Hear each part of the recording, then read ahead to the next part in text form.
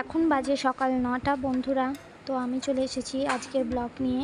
তো আমি এখানে মটর ভিজিয়ে রেখেছিলাম সারা রাত, তো সেটিকে এখন সেদ্ধ করে নিচ্ছি। কেন আসরের পর অনেকটা সময় কম থাকে বলে খুবই কি তাড়াহুড়ো হয়ে যায়, যার জন্য আমি এখনই সেটা বসিয়ে দিচ্ছি।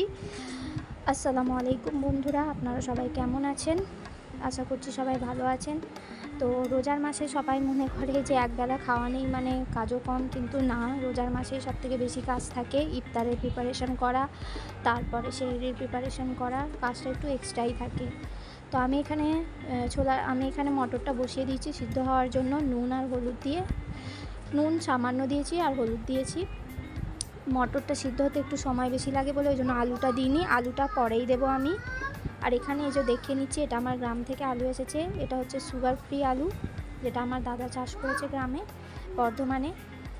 তো এবার আমি ঝাঁট দিয়ে নিচ্ছি। তো যতক্ষণ আমার মটরটা সেদ্ধ হয় ততক্ষণ আমি এখানে ঝাঁটপাটগুলো দিয়ে নিচ্ছি, খড় ঝাঁট দিয়ে নেবো।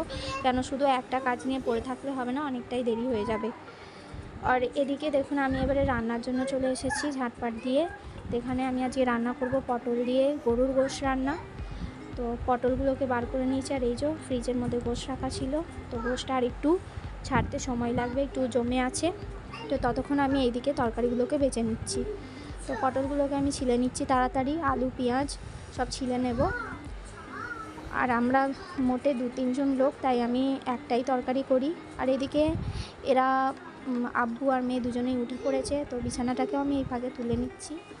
আমি একটা কথা বলছি এখানে, যে এটা রোজার ভিডিও আর রোজার ব্লগিংয়ের ভিডিও, আর রোজাতে আমি এটা কোনো কারণে পোস্ট করতে পারিনি, তো রোজা ঈদ বাদই এটা পোস্ট করছি। তো আপনারা হয়তো ভাবতে পারেন যে এতদিন পর কেন আপু রোজার ভিডিওটা পোস্ট করছে, কিন্তু কোনো একটা কারণের জন্য আমি এটা করতে পারিনি। তো যাই হোক, এদিকে আমার ঘরদোরও পরিষ্কার হয়ে গেল এবং আমি জামা কাপড়গুলোও গুছিয়ে নিলাম ভালো করে।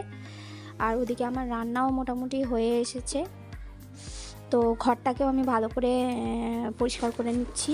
আর এদিকে আমি ইফতারের জন্য আজকে শরবত বানাবো, রুয়াবজার শরবত, এবং তার সঙ্গে আমি চিনিও দেবো, প্লাস একটু বাতাসা দেবো।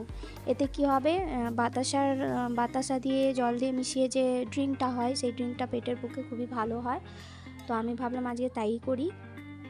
আর এদিকে দেখুন মটরটা আমার সিদ্ধ হয়ে গেছে।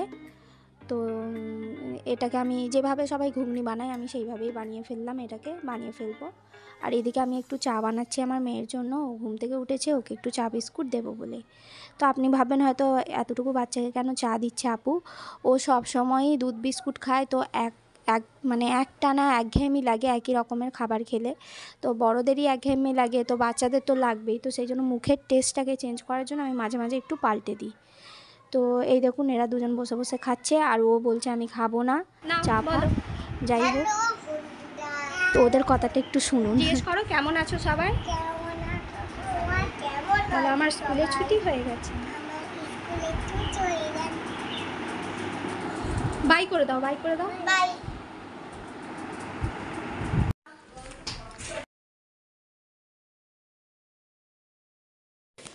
তো এদিকে আমি গরুর মাংসটাকে চড়িয়ে দিয়েছি। আর গরুর মাংস রান্না যেমনভাবে করে আর কি, তেল দিয়ে পেঁয়াজটাকে ভালো করে লাল লাল করে ভেজে নিয়ে হলুদ গুঁড়ো, লঙ্কা গুঁড়ো, আদা রসুন বাটা, সব রকম মশলা দিয়ে, জিরে গুঁড়ো, ধনে গুঁড়ো দিয়ে ভালো করে একে কষিয়ে নিয়ে জল দিয়ে আমি বসিয়ে দিয়েছিলাম।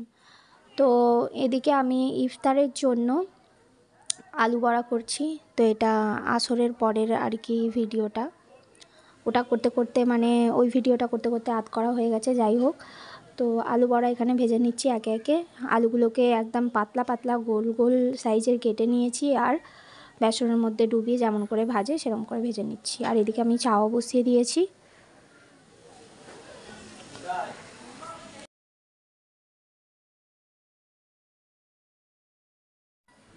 তো ইফতারের জন্য আমার সব কিছু অলমোস্ট রেডি হয়ে গেছে। আমি ওদিকে ফলও কুচিয়ে নিয়েছি, এবার খালি আমি প্লেটের মধ্যে সাজিয়ে দেব। আর এদিকে চাটাও বসিয়ে দিয়েছি। আর এই দেখুন ইফতার সাজিয়ে ফেলেছি।